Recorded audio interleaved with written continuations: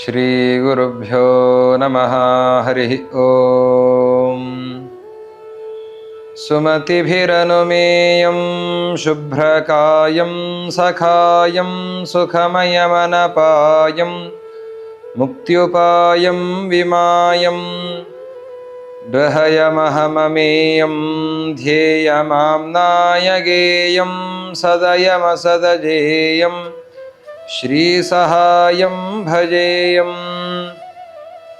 ಶ್ರೀವೇದಾಂತಮಹಾಚಲಂ ಹಿ ಪರಿತಃ ಸಂಯೋಜ್ಯ ಸೂತ್ರಾಹಿಪಂ ಸದ್ವಾತಾಗಮಪೋಷಿತಾತ್ಮಹೃದಯಂ ತತ್ಪೂರ್ವಪಕ್ಷಾಸುರೈಃ ಸಿದ್ಧಾಂತೋಕ್ತಿಸುರೇಶ್ವರೈಶ್ಚ ಮಥಿತೋ ಯಃ ಕೃಷ್ಣದುಗ್ಧಾಂಬುಧಿಃ ಸ್ವೀಯಾನಾಂ ಅಮೃತಂ ಪ್ರಯಚ್ಛತಿ ಸಮಾಂ ಪಾಯಾದ್ಗುಣೋದ್ಯನ್ಮಣಿಃ. ತಪೋ ವಿದ್ಯಾ ವಿರಕ್ತ್ಯಾದಿ ಸದ್ಗುಣೌಘಾಕರಾನಹಂ ವಾದಿರಾಜಗುರೂನ್ ವಂದೇ ಹಯಗ್ರೀವದಯಾಶ್ರಯಾನ್.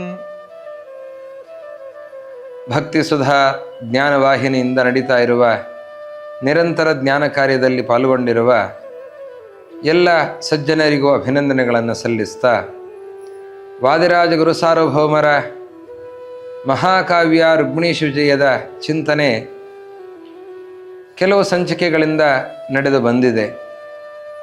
ಶ್ರೀಕೃಷ್ಣನ ಮಂಗಲಮಯವಾದ ಅವತಾರ ಆಗಿದೆ. ಲೋಕ ಕಲ್ಯಾಣಕ್ಕಾಗಿ ಮಾಡಿರುವಂತಹ ಅವತಾರದ ಚಿಂತನೆಯನ್ನು ವಾದಿರಾಜ ಗುರು ಸಾರ್ವಭೌಮರು ಚಿಂತಿಸ್ತಾ ಇದ್ದಾರೆ. ಪರಮಾತ್ಮ ಅವತಾರ ಮಾಡಿದ್ದು ಸಜ್ಜನರ ರಕ್ಷಣೆಗಾಗಿ, ದುರ್ಜನರ ನಿಗ್ರಹಕ್ಕಾಗಿ. ಸಜ್ಜನರೂ ಕೂಡ ದಾರಿ ತಪ್ಪಿದ್ದಿದೆ, ದುಷ್ಟರ ಸಂಸರ್ಗದಲ್ಲಿದ್ದಾರೆ. ಅಂಥವರನ್ನು ಸರಿದಾರಿ ತರೋದಕ್ಕಾಗಿ ಕೃಷ್ಣನಾಗಿ ಪರಮಾತ್ಮ ಅವತರಿಸ್ತಾ ಇದ್ದಾನೆ. ವಾದಿರಾಜರು ಹೇಳಿದರು, ಜಯ ವಿಜಯರಿಗೆ ದುರ್ಜನರ ಸಂಸರ್ಗ ಆಗಿದೆ.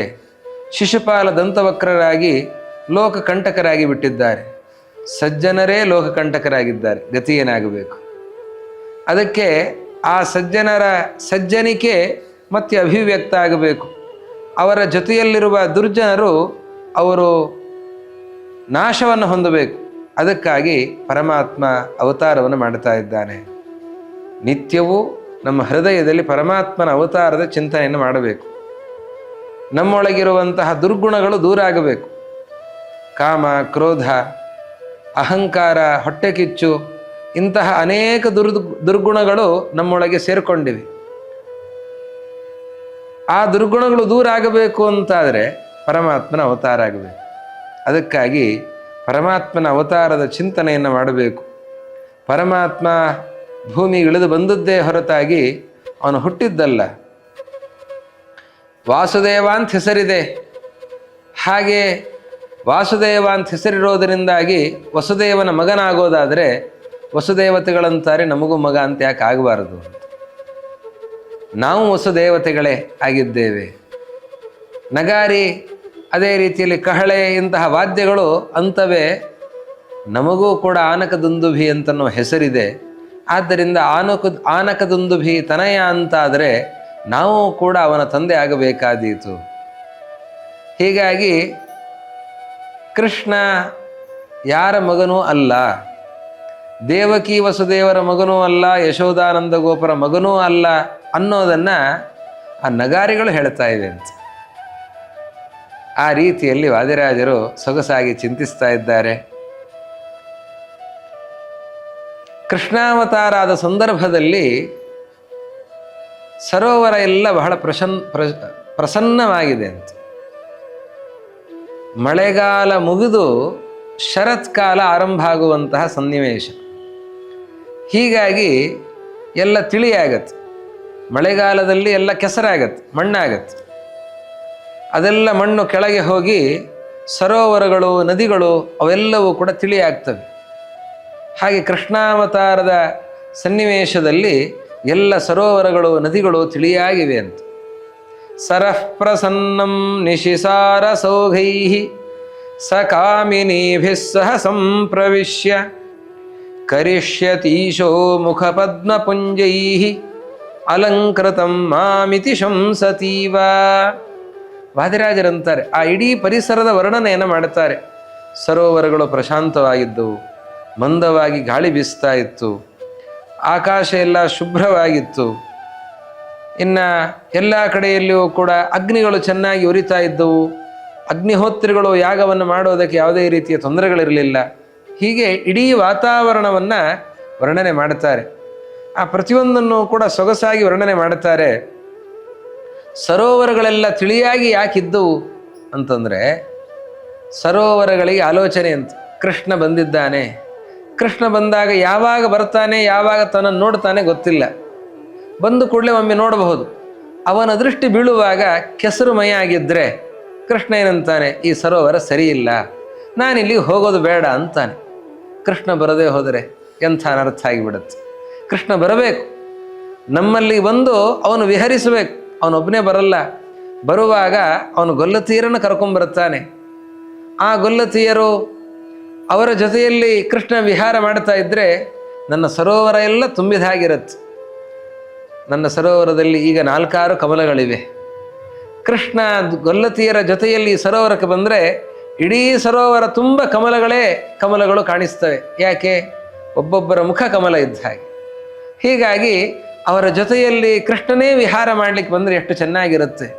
ನಾನು ಒಂದು ವೇಳೆ ಕೆಸರಾಗಿದ್ದರೆ ಕೃಷ್ಣ ಈ ಸರೋವರ ಸರಿಯಾಗಿಲ್ಲ ಅಂತ ಹೇಳಿ ನನ್ನನ್ನು ತಿರಸ್ಕರಿಸಿ ಇನ್ನೊಂದು ಕಡೆ ಹೋಗುವ ಸಾಧ್ಯತೆ ಇರ್ತದೆ. ಅದಕ್ಕೆ ನಾನು ಸ್ವಚ್ಛ ಆಗಿರಬೇಕು ಅಂತ. ದೊಡ್ಡ ವ್ಯಕ್ತಿಗಳು ಬರುವಾಗ ಎಲ್ಲ ಬೀದಿಗಳನ್ನು, ಮನೆಗಳನ್ನು ಎಲ್ಲವನ್ನೂ ಅಲಂಕಾರಗೊಳಿಸ್ತಾರೆ, ಸ್ವಚ್ಛ ಮಾಡ್ತಾ ಇದ್ದಾರೆ. ಯಾಕೆ? ಅವರ ದೃಷ್ಟಿ ಎಲ್ಲಾದರೂ ನಮ್ಮಲ್ಲಿ ಬಿದ್ದರೆ ಆವಾಗ ಒಳ್ಳೆಯ ದೃಷ್ಟಿ ಬೀಳಲೇ ಹೊರತಾಗಿ ಏನಪ್ಪ ಇವರು ಕೆಟ್ಟದಾಗಿದ್ದಾರೆ ಅಂತನೋ ದೃಷ್ಟಿ ಬೀಳಬಾರದು. ಅದಕ್ಕಾಗಿ ಎಲ್ಲರೂ ಸ್ವಚ್ಛಗೊಳಿಸುವಂತೆ ಸರೋವರಗಳು ಅವು ಪ್ರಸನ್ನವಾಗಿವೆ, ತಿಳಿಯಾಗಿವೆ ಅಂತ ವಾದಿರಾಜರು ವರ್ಣಿಸ್ತಾ ಇದ್ದಾರೆ. ನಭಃ ಪ್ರಸನ್ನೋಡು ಗಣಂತದಾಸೀತ್ ವಿಭುತ್ವ ಧರ್ಮೇಣ ಪುರಾ ದ್ವಿತೀಯಂ ವಿಲೋಕ್ಯ ಬಾಲಂ ಭುವಿ ತಾರಹಾರ ವಿಭೂಷಿತ ಸ್ವಾಂಗಮಿಮ ಪ್ರಹರ್ಷಾತ್. ಆಕಾಶವೂ ಕೂಡ ಪ್ರಸನ್ನವಾಗಿದೆ, ಸರೋವರಗಳು ಪ್ರಸನ್ನವಾಗಿವೆ, ಆಕಾಶವೂ ಕೂಡ ಪ್ರಸನ್ನವಾಗಿದೆ. ಅದು ಪ್ರಸನ್ನ ಆಗಿರೋದು ಅಂತಂದರೆ ಸರೋವರ ತಿಳಿಯಾಗಿ ಇರುವಂತೆ, ಆಕಾಶವು ತಿಳಿಯಾಗಿದೆ ಅಂತಂದರೆ ಆಕಾಶವು ಪ್ರಸನ್ನವಾಗಿದೆ ಅಂತ ಅರ್ಥ. ಕಾರ್ಮೋಡಗಳು ಕವಿದಿವೆ ಅಂತಂದರೆ ಆಕಾಶ ಗೊಂದಲದಲ್ಲಿದೆ ಅಂತ ಅರ್ಥ. ಆಕಾಶ ಈಗ ಬಹಳ ತಿಳಿಯಾಗಿದೆ ಅಂದರೆ ಮೋಡಗಳು ಯಾವುದೂ ಕೂಡ ಮೇಲ್ಭಾಗದಲ್ಲಿ ಕಾಣಿಸ್ತಾ ಇಲ್ಲ, ಬಹಳ ಸ್ವಚ್ಛವಾಗಿದೆ ಆಕಾಶ. ಯಾಕೆ ಇಷ್ಟು ಸಂತೋಷ, ಆಕಾಶಕ್ಕೆ ಯಾಕೆ ಇಷ್ಟು ಸಂಭ್ರಮ ಅಂತಂದರೆ ಕೃಷ್ಣಾವತಾರ ಆಗಿದೆ. ಆಗಲಿ, ಕೃಷ್ಣಾವತಾರ ಆಗೋದಕ್ಕೆ ಆಕಾಶಕ್ಕೇನು ಸಂಬಂಧ, ಆಕಾಶಕ್ಕೆ ಯಾಕಷ್ಟು ಸಂತೋಷ ಅಂತಂದರೆ ಆಕಾಶ ಇದು ವ್ಯಾಪ್ತವಾಗಿದೆ, ಇದು ವಿಭು, ಎಲ್ಲ ಕಡೆ ತುಂಬಿಕೊಂಡಿರುವಂಥದ್ದು ಆಕಾಶ ಅನ್ನುವ ಪ್ರಸಿದ್ಧಿ ಇದೆ. ಆದರೆ ಹೇಳುವಾಗ ಅಣೋರಣೀಯಾನ್ ಮಹತೋ ಮಹೀಯಾನ್, ಮಹತ್ತಾದ ಆಕಾಶಕ್ಕಿಂತಲೂ ಮಹತ್ತಾಗಿರುವಂಥವನು ಅವನು ನಾರಾಯಣ. ದೇವರು ಅವನು ಮಹತ್, ಎಲ್ಲರಿಗಿಂತಲೂ ಮಹಾತ್ಮನಾಗಿ ಆಗಿರುವವನು. ಅವನು ಗುಣದಲ್ಲಿ ಮಾತ್ರ ಅಲ್ಲ, ಅವನು ಆಕೃತಿಯಲ್ಲಿಯೂ ಕೂಡ ಎಲ್ಲ ಕಡೆ ತುಂಬಿಕೊಂಡಿರುವಂಥವನು ಪರಮಾತ್ಮ ಅಂತ ಹೇಳಿ ಪರಮಾತ್ಮನಿಗೆ ಆ ಹೆಸರಿದೆ. ಆ ಆಕಾಶಕ್ಕೆ ಒಂದು ಸ್ವಲ್ಪ ಸಂಕೋಚ, ನಾನೇ ದೊಡ್ಡವನು ಅಂತ ಅನ್ನಬೇಕು ಅಂತಂದರೆ ಇನ್ನೊಬ್ಬ ದೊಡ್ಡವನಿದ್ದಾನಲ್ಲ ನನಗಿಂತ. ಅವನು ವ್ಯಾಪ್ತನಾಗಿರೋದು ಮಾತ್ರ ಅಲ್ಲ, ಗುಣದಿಂದಲೂ ದೊಡ್ಡವನಾಗಿಬಿಟ್ಟಿದ್ದಾನೆ. ಸಮಸ್ಯೆ ಏನು ಅಂತಂದರೆ ನನಗೆ ವ್ಯಾಪ್ತಿ ಮಾತ್ರ, ನಾನು ಎಲ್ಲ ಕಡೆಯಲ್ಲಿದ್ದೇನೆ ಅಂತನೋ ವ್ಯಾಪ್ತಿ ಮಾತ್ರ, ಆ ಹೆಸರು ಮಾತ್ರ ನನಗೆ. ಆದರೆ ನಾರಾಯಣನಿಗೆ ಹಾಗಲ್ಲ, ವ್ಯಾಪ್ತಿಯೂ ಇದೆ, ಗುಣಗಳಿಂದಲೂ ಪೂರ್ಣನಾಗಿದ್ದಾನೆ, ಕಾಲದಿಂದಲೂ ಪೂರ್ಣನಾಗಿದ್ದಾನೆ, ಅನಂತನಾಗಿದ್ದಾನೆ. ಹೀಗಾಗಿ ಅವನನ್ನು ಅನಂತ ಅನಂತ ಅಂತ ಕರೀತಾ ಇದ್ದಾರೆ. ದೇಶದಿಂದ, ಕಾಲದಿಂದ, ಗುಣಗಳಿಂದ ಅನಂತನಾಗಿದ್ದಾನೆ. ಅವನಿಗೆ ತುದಿ ಮೊದಲೇ ಇಲ್ಲ ಅಂಥವನು, ಆದ್ದರಿಂದ ಅವನು ಅನಂತ ಅಂತ. ಆವಾಗ ನನಗಿಂತ ಇನ್ನೊಬ್ಬರು ದೊಡ್ಡವರಿದ್ದಾರೆ ಅಂತ ಸ್ವಲ್ಪ ಇರುಸು ಮುರುಸು ಆಗ್ತಾ ಇತ್ತಂತೆ ಆಕಾಶಕ್ಕೆ.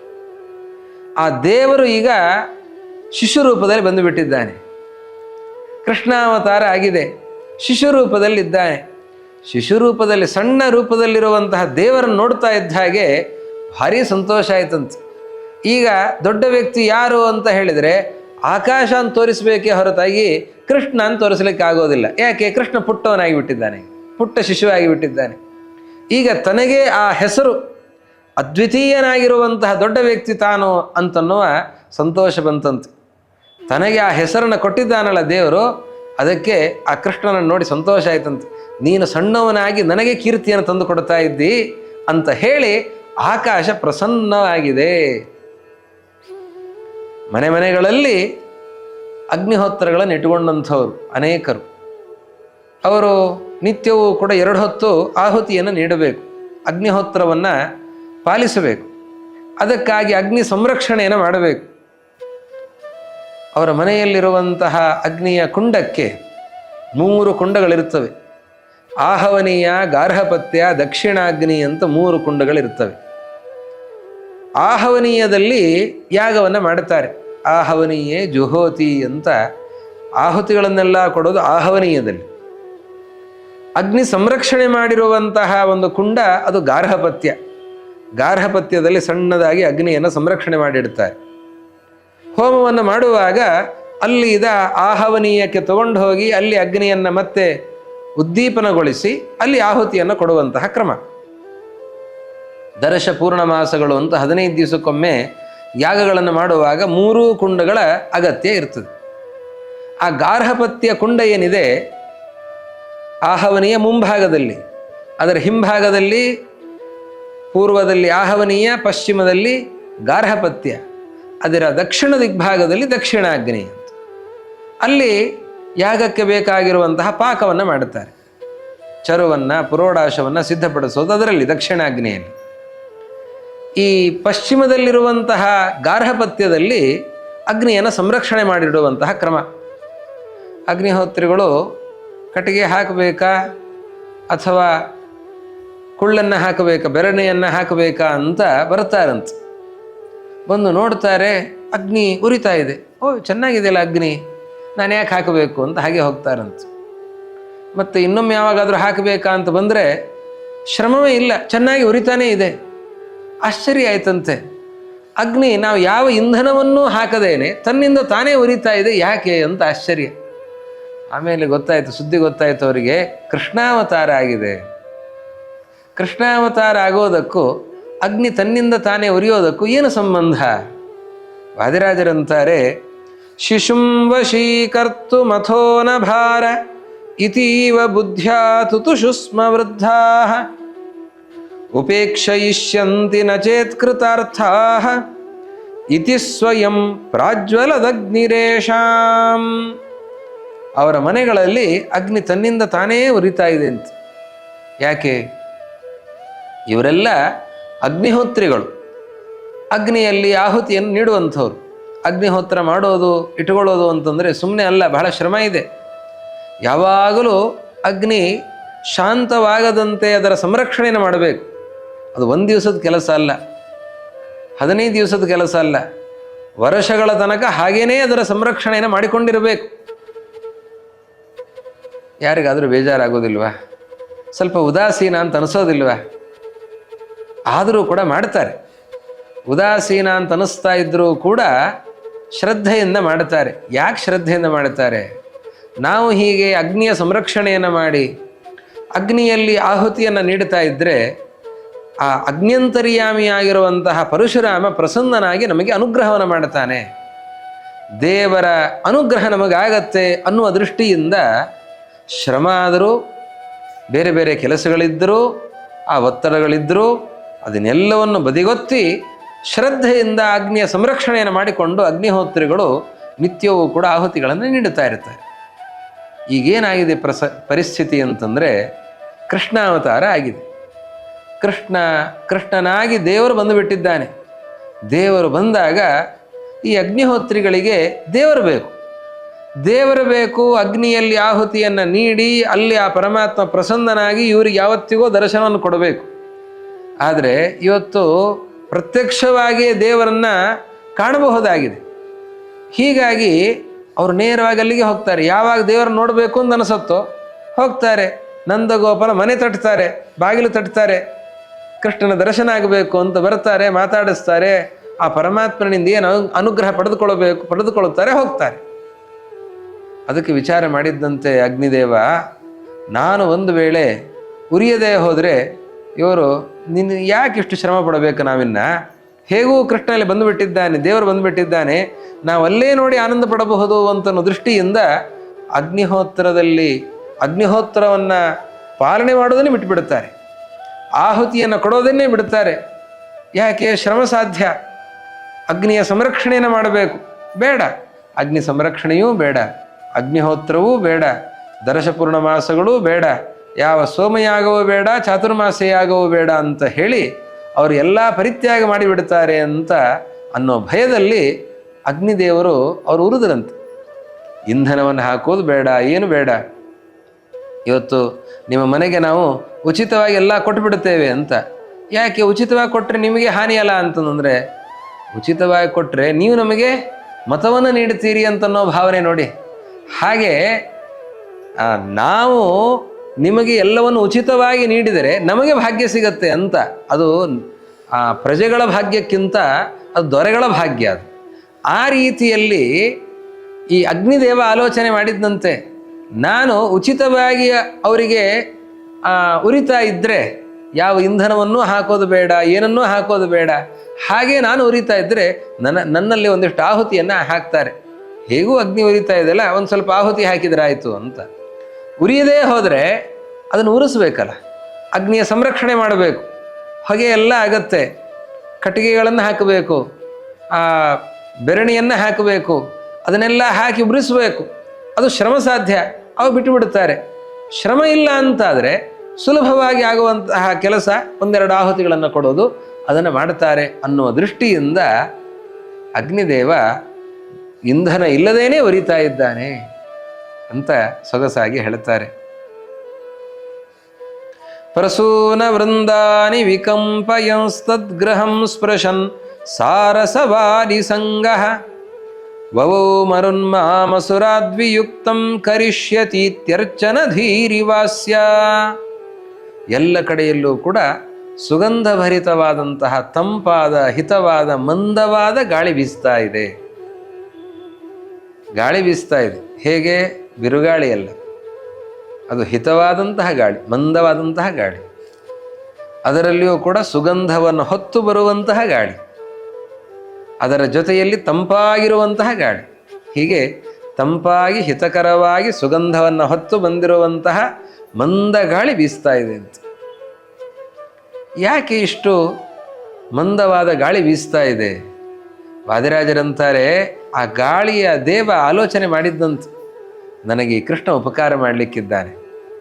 ಉಪಕಾರ ಮಾಡುವವರಿಗೆ ಯಾರಿಂದ ನಮಗೆ ಉಪಕಾರ ಸಿಗ್ತದೋ ಮೊದಲು ಅವರು ಉಪಚಾರ ಮಾಡಬೇಕು. ಉಪಚಾರ ಮಾಡಿದರೆ ಉಪಕಾರ ಪಡ್ಕೊಳ್ಳಿಕ್ಕಾಗತ್ತೆ. ಉಪಚಾರ ಇಲ್ಲ ಅಂದರೆ ಉಪಕಾರ ಪಡ್ಕೊಳ್ಳಿಕ್ಕೆ ಮುಖ ಇರೋದಿಲ್ಲ ನೋಡಿ. ಆದ್ದರಿಂದ ನಾನು ಇವನಿಂದ ಉಪಕಾರ ಪಡ್ಕೊಳ್ಬೇಕು ಅಂತಾದರೆ ಇವನಿಗೆ ಉಪಚಾರ ಮಾಡಬೇಕು. ದೇವರು ಕೃಷ್ಣನಾಗಿ ಅವತಾರ ಮಾಡಿದ್ದಾನೆ, ನಾನೊಂದಿಷ್ಟು ಉಪಚಾರ ಮಾಡಿದರೆ ತಂಪಾಗಿ ಗಾಳಿಯನ್ನು ಬೀಸಿ ಅವನಿಗೆ ಹಿತವಾಗಿ ನಾನು ಅನುಕೂಲಕರನಾಗಿದ್ದರೆ ಅವನು ಸಂತೋಷ ಪಡ್ತಾನೆ, ನನಗೊಂದಿಷ್ಟು ಉಪಕಾರ ಮಾಡುತ್ತಾನೆ. ಅದಕ್ಕಾಗಿ ಉಪಕಾರದ ಆಲೋಚನೆಯಿಂದ ಉಪಚಾರದ ಕಾರ್ಯ, ಇವನು ಉಪಚಾರವನ್ನು ಮಾಡ್ತಿದ್ದಾನೆ. ಏನು ಉಪಕಾರ ಆಗಬೇಕಾಗಿದೆ? ಕೃಷ್ಣನಿಂದ ಗಾಳಿಗೇನು ಉಪಕಾರ ಆಗಬೇಕಾಗಿದೆ? ಗಾಳಿಯಲ್ಲೊಬ್ಬ ದೈತ್ಯ ಸೇರ್ಕೊಂಡ್ಬಿಟ್ಟಿದ್ದಾನೆ, ಅವನು ಗಾಳಿಯ ರೂಪದಲ್ಲೇ ತಿರುಗುತ್ತಾ ಇದ್ದಾನೆ. ಬಿಟ್ಟು ಹೋಗು ನನ್ನನ್ನು ಅಂತ ಹೇಳಿದ್ರು ಬಿಡ್ತಾ ಇಲ್ಲ. ಯಾರೋ? ತೃಣಾವರ್ತ. ಆ ತೃಣಾವರ್ತನೆಂಬುವ ಗಾಳಿಯ ರೂಪದಲ್ಲಿ ಬರುವ ದೈತ್ಯನ ನಿಗ್ರಹ ಆಗಬೇಕಾಗಿದೆ.